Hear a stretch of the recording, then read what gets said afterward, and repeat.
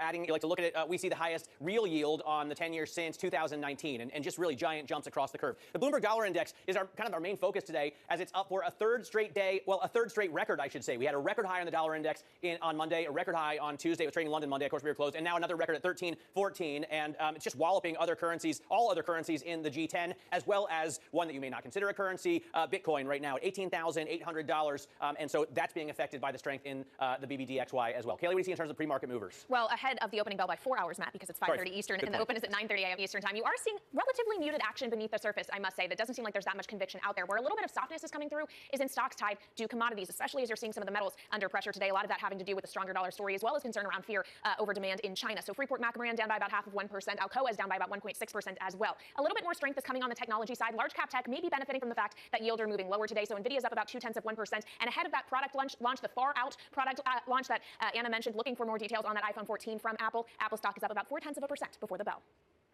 Kaylee, let's have a look at what's going on in European markets there. And you said things are pretty muted in the US, and really Europe is playing catch-up with the US story of yesterday. So US markets closing more firmly in the red than the European markets yesterday, and we're sort of catching up there. But we're also reflecting moves in commodity prices. Weaker commodity prices on iron ore, on copper and the like had led to underperformance by energy stocks and by basic resource stocks in the London market. Some of that perhaps turning around a little bit with a bit of recovery in the oil price. Brent crude now up by 0.9% at 93.63. We heard from President Putin in Russia earlier on. He was saying that if we see price caps, then Russia will not supply gas and oil and other fuels. We'll see how that develops. This is the UK 2-year yield. 3.09 is where we trade right now. We're seeing buying of gilts at the 2-year horizon, buying of gilts across the curve, which is interesting as we wait for more details about how the UK government, the new government, plans to support UK households and businesses. And Ubisoft, a little bit of interest in M&A activity here. There had been a lot of interest in M&A activity here, but we heard from Tencent and the extent of the stake that they want to take in this business. And so we see some of that M&A froth perhaps coming out, down by 13.8% today in the share price of this French games maker. M&A in the sector clearly very topical of late. Let's get back to the UK story. Bank of England Governor Andrew Bailey and his colleagues are testifying to Parliament today about their economic outlook. Let's get the latest with Bloomberg's Lizzie Burden at Westminster. It's been really difficult. We're looking at live pictures of this testimony taking place then, Lizzie. It's been very difficult, of course, for the Bank of England to prepare forecasts for the UK economy of late because they haven't known what the fiscal picture is going to look like. So they, like us, are waiting for clarity on just how much support will be going to UK households and to businesses. Also very interested to follow the conversation around regulation of the Bank of England.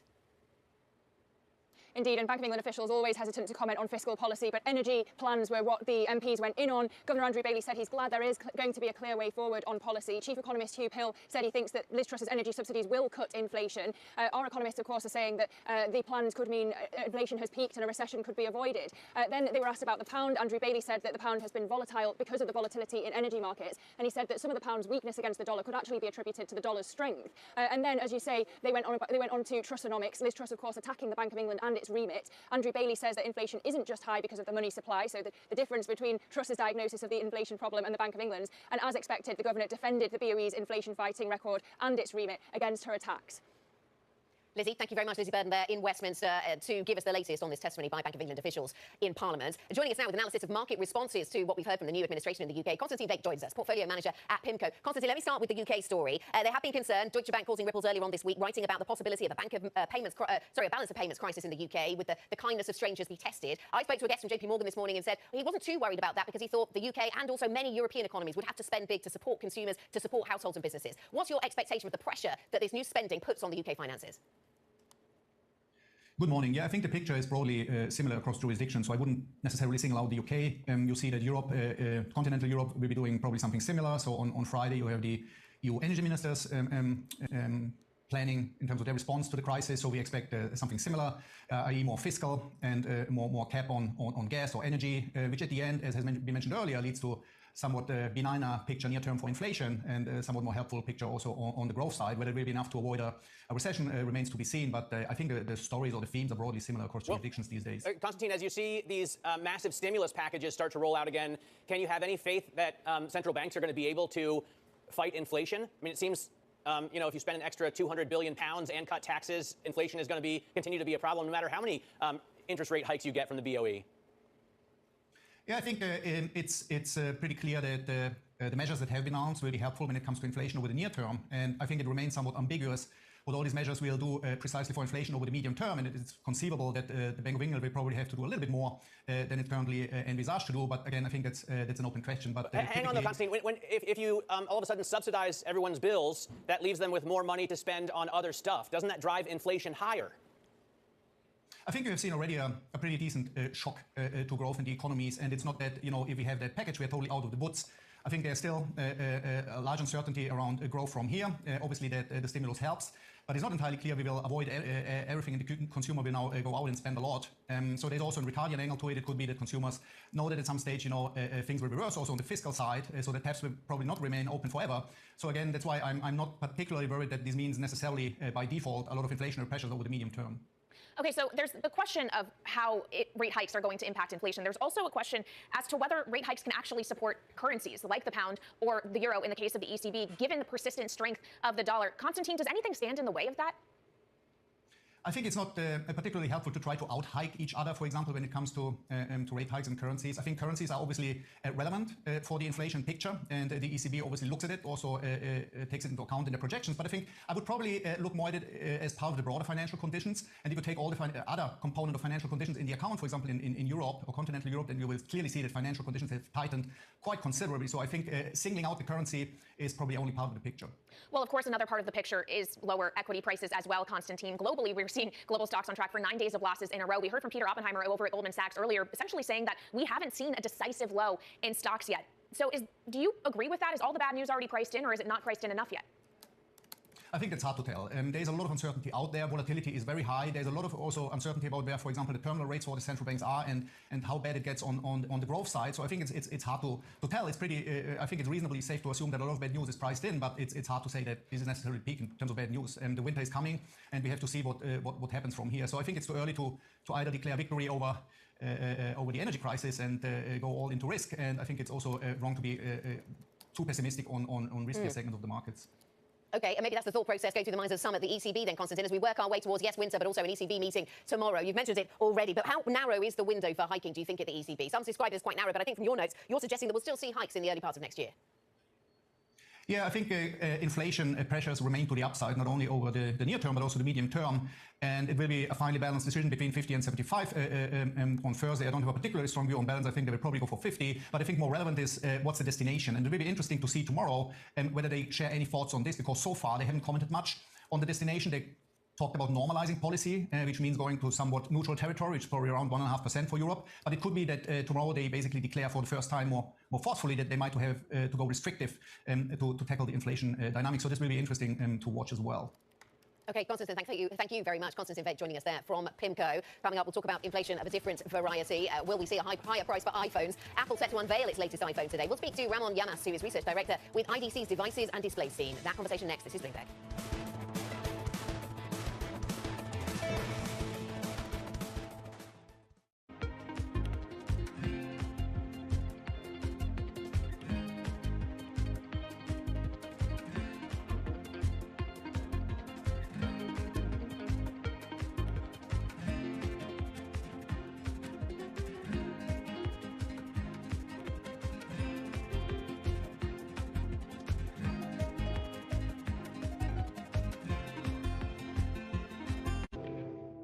Material samples brought back from objects in space can shed light on billions of years of our solar system's history, including details about the origin of life here on Earth.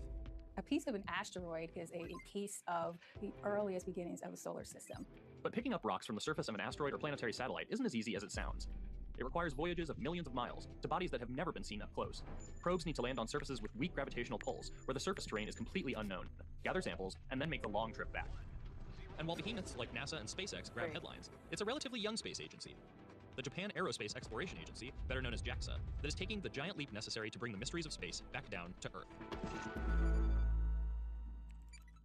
The markets are preparing to close, but the day is not over yet. Stock that is now up about 45%. A lot of volatility right now. You need the power of the Bloomberg Terminal to get you market-moving data before anyone else. These numbers are much higher than expected. Upgraded today to overweight. You need top analysts to bring you exclusive global insight into cross-asset markets. The muni bond market. China is a really big focus. Bitcoin ain't playing along today. It's going to be short term. Bloomberg Markets, The Close, weekdays on Bloomberg.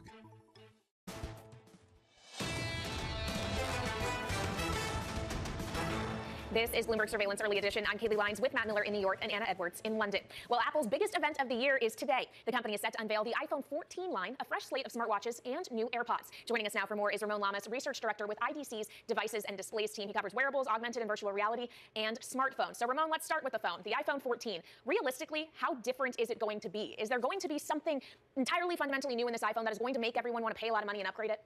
Look, the reason why you want to upgrade is if it's your turn in the cycle. If it's been 3 years or more, or your phone is broken or something like that, now's your time to do it. Because from what I'm hearing from a new Apple iPhone 14 is that, you know what, this is going to be mostly a camera play. This is going to be perhaps an 8K video play. But look, we already had the big 5G revolution a couple years ago. That was the big upgrade cycle. So again, if you're looking to just replace it for replacement's sake, you know what, take a look at your phone. Does it still work just fine? Stick with it a little bit longer, okay? Otherwise, you're going to be out $900, $1,000, $1,200 just to make that upgrade possible. Well, to that point on pricing, Ramon, we've just spent the better part of the last hour talking about inflation that consumers are dealing with, an energy crisis in many areas of the world. People just have bigger bills to pay. Is that going to work against Apple when they are trying to introduce more expensive products? You know, that's a very real concern for people. And survey after survey, we're seeing a lot of people saying, you know, I'm holding onto my phone a little bit longer. I'm going to try to squeeze, you know, that much more time and that much more value out of our smartphones. But here's the catch, and this is what I think you're going to see Apple do, and this is what you see a lot of its carrier partners do, is that if you have a working Apple iPhone from, you know, previous years, would be last year, the year before that, there's going to be some sort of discount that's going to be built into that. That's going to help, you know, take some of that pressure off. So suddenly that $900, $1,100, $1,300 iPhone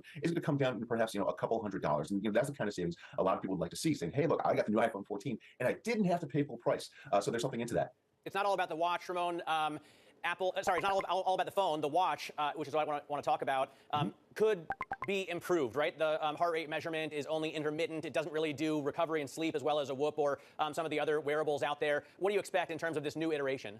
Boy, you know, if I could put in my wish list for the Apple Watch, it would have to be battery life. Let's make it past, you know, a day or more. But, you know, there's two things to look at for Apple, for almost every Apple Watch launch. You know, it's the emphasis on health and fitness. And there's only so many new exercises that you can do. So let's take a look at health. And so let's have a deeper analysis about health. It's not so much that we can say, hey, you know, here's how much REM sleep or deep sleep or light sleep you got. It's actually giving that, you know, a proactive or prescriptive advice saying, hey, you only got X number of hours of sleep. You got this kind of sleep last night. Here's how you can sleep better. And the other upgrade that I'm hearing about is perhaps a ruggedized or even a larger display Apple Watch. But that's designed for, you know, the outdoor enthusiast, somebody who really puts a value on being outdoors, having GPS, having, you know, being able to find your way home, and to be able to weather those kinds of, you know, outdoor elements, you know, for a prolonged amount of time. Because you're hearing a lot of rumors about, hey, you know, this thing is also going to be satellite connected. So that says to me, you know what, maybe we want to have our Apple Watches a little bit longer, a little bit more outdoors. And it goes back to that earlier comments about we got to have longer battery life. If that doesn't, if that's not there, this is going to be a non-starter for me. Okay, yeah, and just not having to recharge everything in your life all the time would be good. What about the video and the quality of the video we're going to get here, Ramon? I seem to remember that last time we saw a new iPhone, there was a lot of focus on the video and the type of video you were able to get from it. So what's new this time?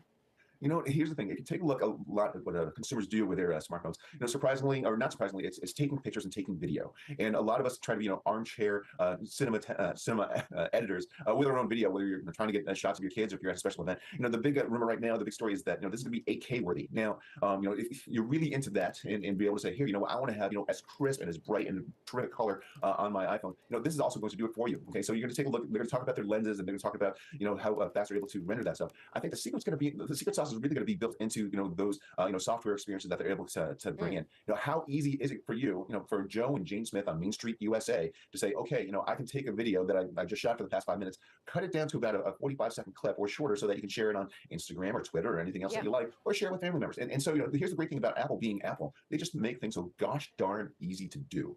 So that you say to yourself, well, that was simple. I'm going to do it again and again and again. Okay, Ramon, thank you very much. Yeah, we will look for that then. Thanks very much for your thoughts today. Ramon Lamas joining us, Research Director with IDC's Devices and Displays team. Thank you very much for the update. Be sure to stay with Bloomberg for a special edition of Bloomberg Technology live from Apple's iPhone 14 launch event. That's at 5 p.m. in New York, 10 p.m. in London. This is Bloomberg.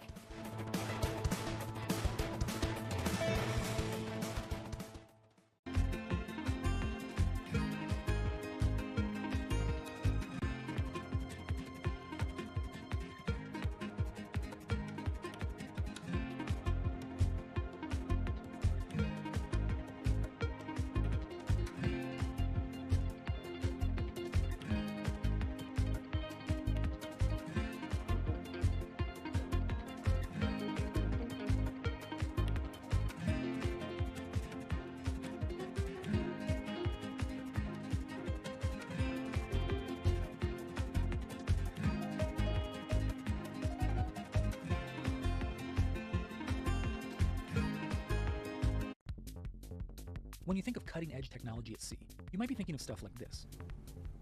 But there's an incoming revolution on the high seas that isn't quite as sexy, but could be significantly more impactful. Container shipping is the key component of global trade. About 80 or 90% of all the world's goods are transported at sea at some point. But there's a significant unseen cost to the modern era of global commerce. About 3% of all the world's CO2 emissions come from shipping. 3% may not sound like a lot, but that's roughly comparable to the entire CO2 output of Germany. Since reducing trade isn't a likely option, what about a technological improvement to help reduce the emissions from these well-stocked maritime behemoths?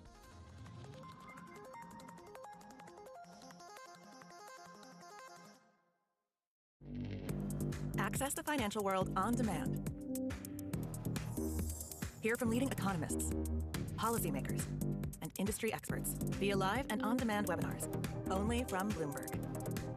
Start exploring to see what's moving the markets. Visit Bloomberg.com/webinars.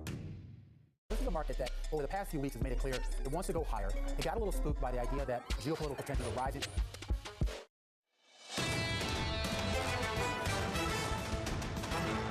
This is Bloomberg Surveillance Early Edition. I'm Matt Miller in New York with Anna Edwards in London. Kayleigh is off to help anchor the surveillance program with John Farrow and Lisa Abramowicz. I just want to point out quickly, and I got a chart from Pete Dioteras a second ago showing that global stocks are down for 9 days in a row. You may say, I don't remember Ferris being sick 9 times. But yeah, it's the biggest losing streak since, well, in 11 years. And I think it's pretty shocking, especially as hedge funds start getting back in the market, stop unwinding stuff, and start putting bets on. Danny Berger joins us to talk about what hedge funds are doing right now. Danny? Yeah, Matt, this is from Morgan Stanley and Goldman data, which looks very similar. It's a story of just this immense buying last week. Goldman's data, I think, was the most in a year, at least this year, of buying from hedge funds. And it's not necessarily that they've all of a sudden decided to become really bullish. It's more just that everything is sold off so much. All of a sudden, there's some pretty interesting looking opportunities. So things are cheaper. So they're buying individual stocks, but just in a sign that they're not necessarily going in guns a-blazing. They're still shorting the overall index. Yeah, I was going to say, so this appetite, is it being expressed as individual names, or is it about bigger strategies? It definitely is individual names. I mean, there's just so much doom and gloom. I mean, we're still pricing in interest rate cuts next year. So you might imagine there's still some repricing to go. So we're not seeing hedge funds buying the overall index. We're seeing the opposite of that. We're seeing them short it. So it's kind of a hedge to say, okay, maybe this healthcare name, this tech name, that looks good, but I'm still not totally constructive on stocks. So I'm going to short the whole thing as well. Okay, Danny, thanks very much. Bloomberg's Danny Berger with the latest on those hedge fund trends. We're just getting some more lines. We'll continue to watch the Bank of England's Andrew Bailey as he testifies in Parliament. He and other members of the MPC, the Monetary Policy Committee at the BOE, testifying to lawmakers. He says, and of course, the new Prime Minister, Liz Truss, had been a bit critical of some of the things that the Bank of England has done with inflation running as high as it is. And the Bank of England's Bailey, you see him there, says that Russia, not the Bank of England, that will cause a UK recession. Looks like he's the only one there. End up with. Of course, there are plenty of others to the right and the left, but a lot of seating behind him. There's a lot of seating. The journos didn't show up, it seems. That is it for the early edition. More surveillance is ahead. This is Bloomberg. Clarify one thing, because I think Andrew described it nicely in qualitative terms, putting it very starkly.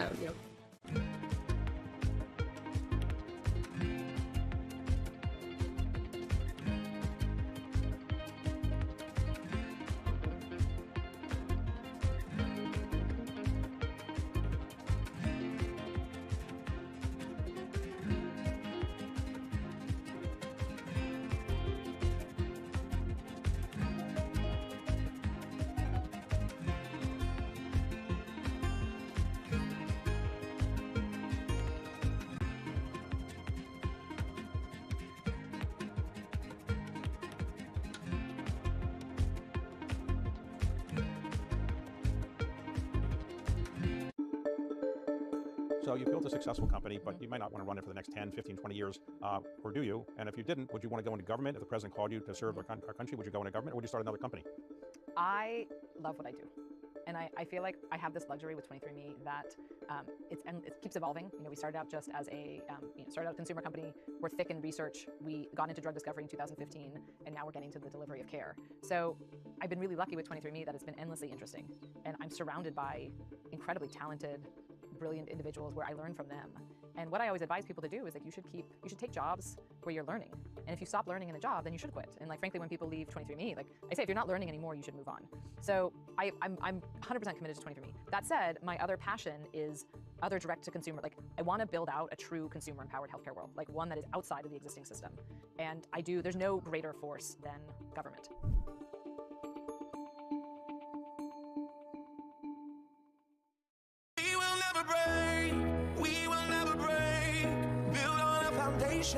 Strong enough to stay, we will never. Every Friday with 30 minutes dedicated to fixed income, I'm Jonathan Ferro. This is Bloomberg Real Yield.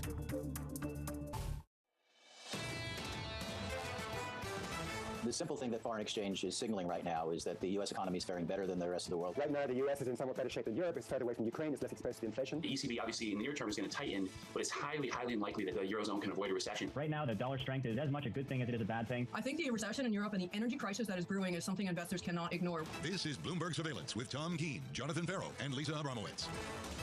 TK didn't turn up this morning.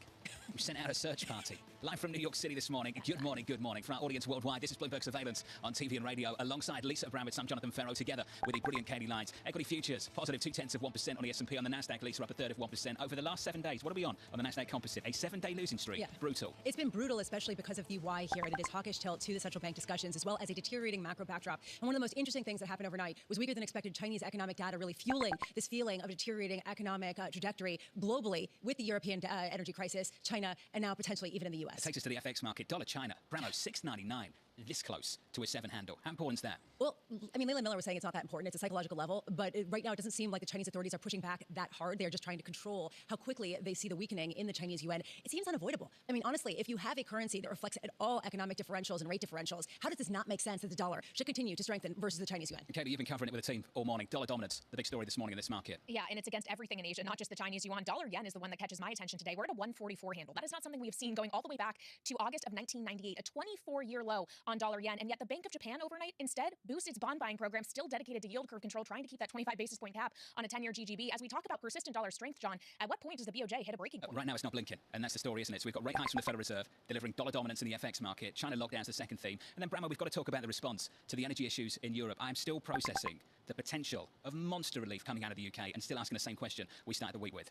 Yeah, who's going to pay for it, right? That's the question that a lot of people are wondering for. Stephen Major coming out of HSBC, and he's traditionally been a bond bull. And he actually increased his forecast for the year-end yields for the United Kingdom in particular because of this concern of the extraordinary fiscal support for energy prices and what that means for its deficit, what that means for foreigners' willingness to fund it. And that, to me, is really going to be one of the main breaking points, not only for the United Kingdom, but also to a lesser extent, the entire European region. Transferring massive risk back to the sovereign. We're all asking those questions, Lisa, and the phrase I've heard repeatedly in the last 24 hours, uncapped liability for the British government if they take this on. And it's truly uncapped, and it's starting to express itself in some FX forecasts. Look at this, 106 from Jordan Rochester over at Nomura, year-end on sterling. Euro dollar at 90 cents, year-end on a euro. There's some major calls coming from some big shops. The amazing part about this is that he is so not alone, right? We have heard about possibly parity for the pound versus the dollar. I mean, that's sort of extraordinary to even think about. And then people are talking about 90 per dollar for the euro as a base case. I mean, they're hearing this more and more from an increasing number of cases, from an increasing number of shops, simply because of this incredible divergence and because of the deteriorating backdrop. I just got a note. TK's lining up for the new iPhone, I'm told. Now? Is that true, Kaylee? Is he camping? Does he have a tent? How much more is this new iPhone going to cost him? I've heard up to $1,100. $1,100. And it raises a question of when we're talking about inflation and an energy crisis and higher bills, who's going to pay to upgrade their iPhone if theirs is still working? Does that mean my iPhone's going to magically stop working in the next couple of months? You know how this works? Bramo, the new one comes out and then all of a sudden it stops working and you need to go and get a new one? Yeah, I'm not suggesting anything nefarious is going on clearly, here. I'm just not saying at all. that something magic happens with the iPhone around the time that the new thing comes out. Is this a prediction? Are you basically saying that you want one, or are you saying that you think that you're going to be forced to buy one?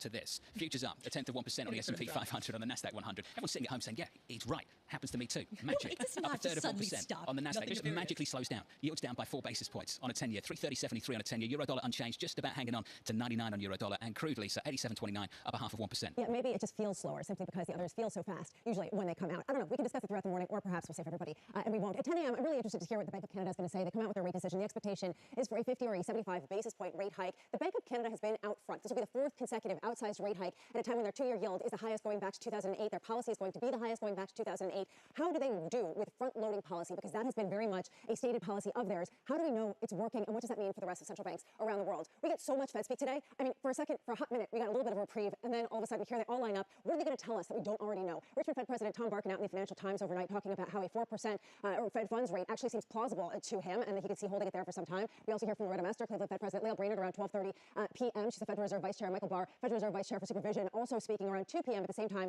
That we get the beige book. Do we get any insight about some of the conflicting data that we're getting about whether we're slowing down or speeding up with consumer spending, picking back up on the heels of lower gasoline prices? And today, we do have a Barclays Chief Executive Officer Energy Conference in New York City. Our own Alex Steele is there. He's going to be interviewing a number of executives, including the executives of ConocoPhillips, Chevron, as well as Devon Energy. What do they say? And John, you talked about energy prices, that gasoline prices have come down, yes, but now we're seeing crude fall to some of its lowest levels in months. And this does not make sense if you look at some of the fundamental issues with respect to OPEC plus supply cut. Yet this really speaks to the deteriorating expectation for the global economy. Lisa, thank you. Looking forward to the day ahead, and looking forward to hearing what Vice Chair Brainerd's got to say as well on the economy specifically. I think it's the first time since Jackson Hole we've actually heard her address some big themes, so looking forward to that. Joining us now is Margie Patel, Senior Portfolio Manager at Allspring Global Investments. Margie, the Nasdaq Composite's down almost 9% over the last 7 days. The last 7 trading days, the S&P 500 over the same period is down about 7%. Are you ready to buy this equity market yet?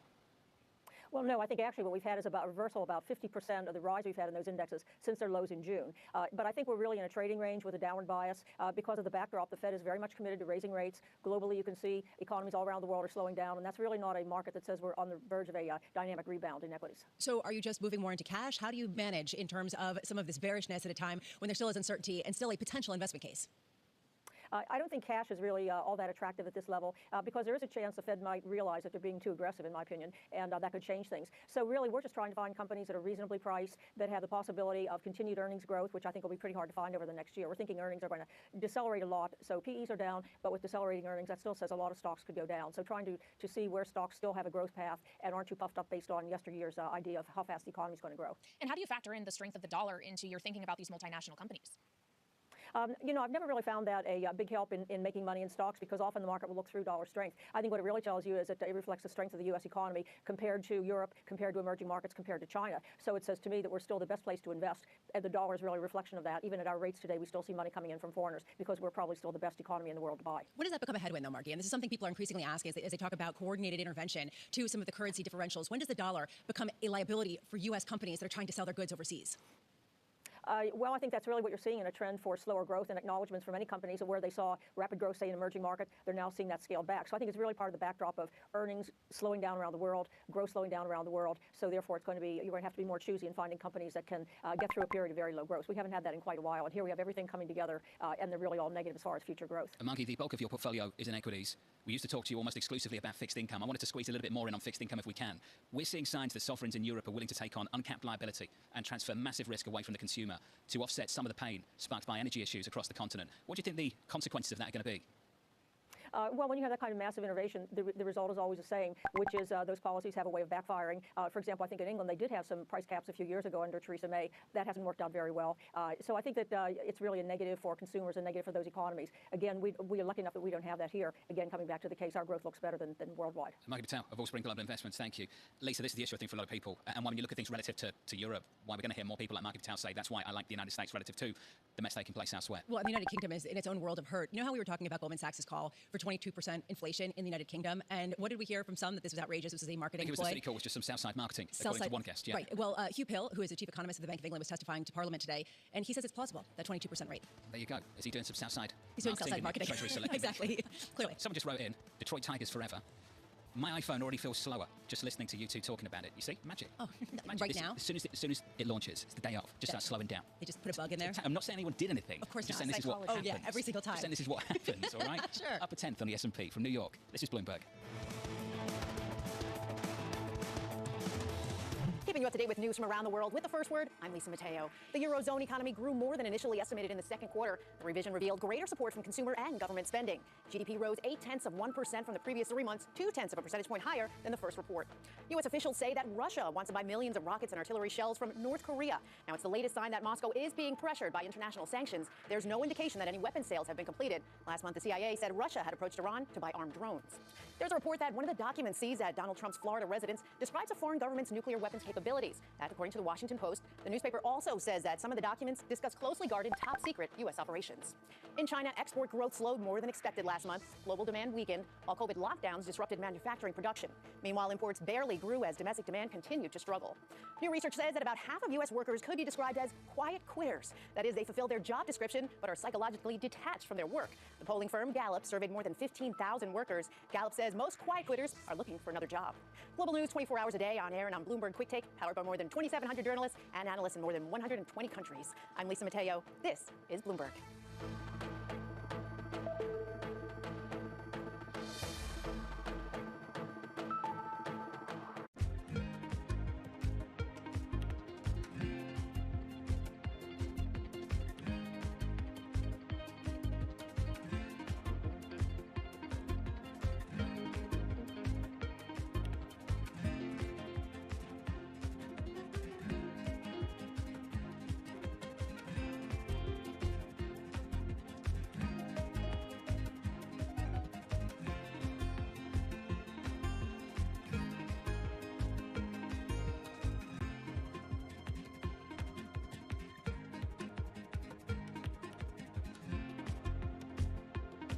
When the price of anything goes up, the consequences reach far beyond what you'd expect, but perhaps most of all, when it comes to food.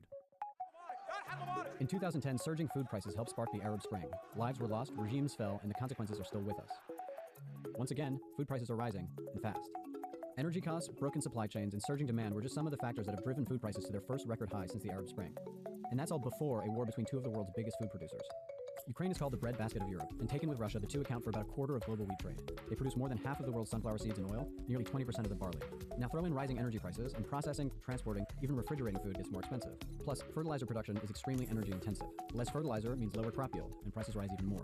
The pandemic revealed how complicated and fragile global trade systems are. Global agriculture, perhaps even more so. Unlike metals, for example, food goes bad. And crops take months to grow and are vulnerable to unpredictabilities like the weather. Rising food prices will be felt everywhere, but the poorest countries in the world will be hit the hardest.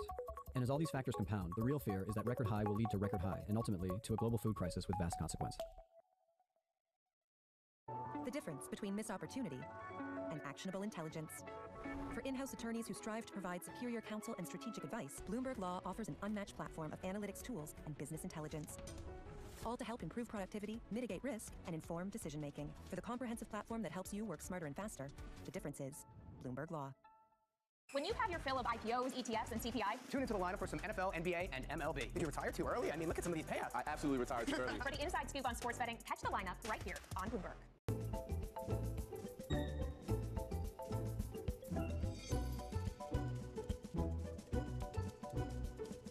Talk about the future of the entertainment business. Where do you think it's going? Do you think there's going to be movie theaters forever? Anybody that says to you, and I won't name names, that says the movie business is over, are fools. In London, in Sydney, in San Francisco. 9 a.m. in Beijing and Shanghai. Good morning, everyone. Have a great evening. So recap the headlines. You do not want to miss this How story. are you thinking about those dynamics? When U.S. jobs numbers are released, numbers are pretty much in line with what Wall Street expected. Bloomberg brings you crucial data at terminal speed. 315,000 jobs created an optimistic number for the Federal Reserve. And instant expert analysis. Dare I say that this might be called a Goldilocks jobs report? What this does is really push away a lot of the arch gloom. Maybe leading us toward a soft landing. The Fed is still going to be debating 50 or 75 basis points. Nobody covers jobs day like Bloomberg, your global business authority.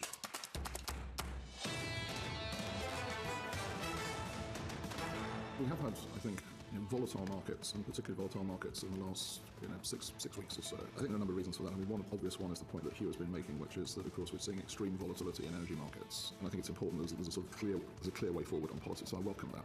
Stating the obvious, over in the Treasury Select Committee, the Bank of England Governor, Andrew Bailey. You feel the same way, Bramo? I sense you feel the same way. I mean, there's a lot of volatility out there, particularly in energy prices. That's a nice way of saying. There's a lot of pressure on these guys. Yeah, no, they it's say true. something that can move markets, so you just kind of state the obvious. With Lisa Bramis and Katie Lyons, I'm Jonathan Ferro. TK's away today. It's going to be back tomorrow, I'm told. Futures up around about a 1/10% on the S&P 500, on the Nasdaq 100, up a little more than a 1/10% as well. Yields come in 3 basis points on a 10-year, 331.68. Did you see Vladimir Putin's comments this morning? Yeah. The Russian leader. He said Europe put itself in a, quote, sanctions dead end. He went on to say that the price cap on Russian oil and gas is, quote, another stupidity. Big question for us at the moment, Bramo, and I know you're on the same page, is whether the unity can stick through the winter in Europe, given what's about to transpire. Well, we both picked up on this Italian survey over the weekend, which actually put about 51% of the population against some of the sanctions, thinking they were a bad idea at this point, as some of the domestic pressures become that much more pressing. How much has this become a mainstream kind of idea, not just in Europe, also in the United States, and how cohesive can that alliance really remain? Let's get down to DC and catch up with Anne-Marie on this story. AMH joins us right now, our Washington correspondent. AMH, walk us through that, the risk that this unity, which has dominated the approach of the United States and Europe over the last 9 months, the risk that it starts to break. Well, already there's concerns. The first thing I read this morning was an essay from Jens Stoltenberg, the NATO Secretary General, in the FT, talking about this exact problem. He's saying that the unity, the solidarity, even though it's going to be tough, we must maintain it. And this is what really struck me. He says we face a difficult 6 months with the threat of energy cuts, disruption, and perhaps even civil unrest. There is serious concern about what this is going to mean for European countries, and we're seeing it across in Italy, in Germany, in France, and most notably in the United Kingdom, which this week is going to shell out potentially £200 billion to help stave off some of these rising energy costs. So a lot of the questions really pile back onto the United States, as they do play a role in the exports of natural gas to Europe, play a role in trying to support the economy in that region to keep the alliance together with respect to Russia and some of these sanctions. So where is that, the increasing in exports, the increasing in production in the United States to get it over to Europe?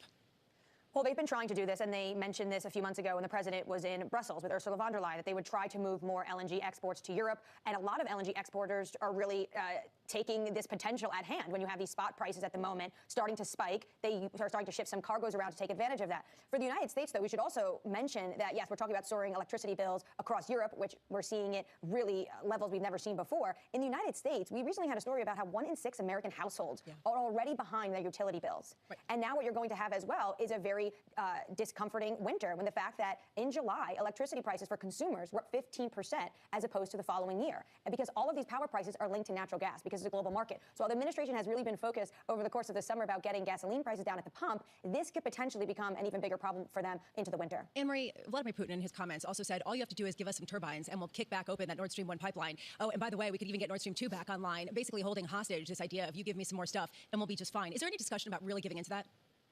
Well, Olaf Scholz also spoke today, just a few hours before President Putin was speaking at Vladivostok, this economic forum on the far east part of Russia. And Olaf Scholz says he's using this as blackmail and the turbine is ready for use. And that Gazprom is just saying that it is not useful because they are going to use, once again, in Olaf Scholz's words, energy as a weapon because he wants to, President Putin, squeeze the Europeans. This is really his only single piece of leverage left. While the Russian government and President Putin says that Russia's absolutely fine, they're able to withstand sanctions, an internal report that Bloomberg saw actually shows that there is a deepening recession, much more than many expected happening in Russia. And even for Russia to get back to the pre-war level of their GDP and capacity will take at least to the end of the decade, if not further. So this winter, which is going to be one of the harshest for Europe, given the fact that they've really cut themselves off from Russian supplies, and Russia also cutting themselves off from giving those supplies, is one of his last pieces of leverage going into this winter and what he can use against the West in terms of this sanctions war. AMH, down in DC. Anne-Marie, thank you. And the effort to offset some of this pain still coming together, Kayleigh. In the UK, the confusing thing, I think, for a lot of people about the UK right now is the character of the effort they're about to deliver, the character of the policy. It's uncapped liability. I don't even think you can begin to estimate how much it's going to cost because we don't know what gas prices are going to do over the next 12 months. And without doing anything to complement this, to bring back and curtail demand, I think, Kayleigh, for many people, it makes it even more problematic. Yeah, it's a very complicated equation on the fiscal and monetary side as well, as you hear Bank of England officials in the Treasury Select Committee today talking about the idea of capping energy bills and the impact it's ultimately going to have on CPI. It's a similar story on demand in the EU as well, John. We heard European Commission proposals today to cut it by 10%, 5% at peak hours. They want to cap electricity not generated by gas at 200 euros per megawatt hour. They're trying to put these plans together, but as you suggest, John, it's very difficult to do when a lot of these things seem to offset each other in some sense. Bramwell, what's going to happen with prices if you have an economy like the UK? Maybe it's not just a one-off, that they have to do it again. It's basically saying we'll cap things for the consumers, we'll offset things and pay the difference to the suppliers. So then you've got uncapped liability. I imagine demand's not going to change too much because of that either, and we still have a supply issue. Doesn't that just exacerbate the supply issue that we still haven't really tackled through winter? You would think, right? You can't really fix this by just throwing money at it that, frankly, you don't even have, right? I mean, this is the other issue. You don't know how much you're going to need. You don't know how expensive it'll be for you to get this. I'll give you this example. Gasoline prices in the U.S. falling for 84 consecutive days, and you're starting to see consumption pick back up in other places, which should be a good thing. But that means more tightening from the Federal Reserve. Basically, we're getting back to a similar place of difficulty, highlighting some of the difficulties right now. Ed Morse is going to join us. He's got a lot to say on this, on Citi. He has not been bullish this commodity market in the way that some people have. We'll catch up with him a little bit later. Crude right now, 87.47 on WTI from New York City. This is Bloomberg.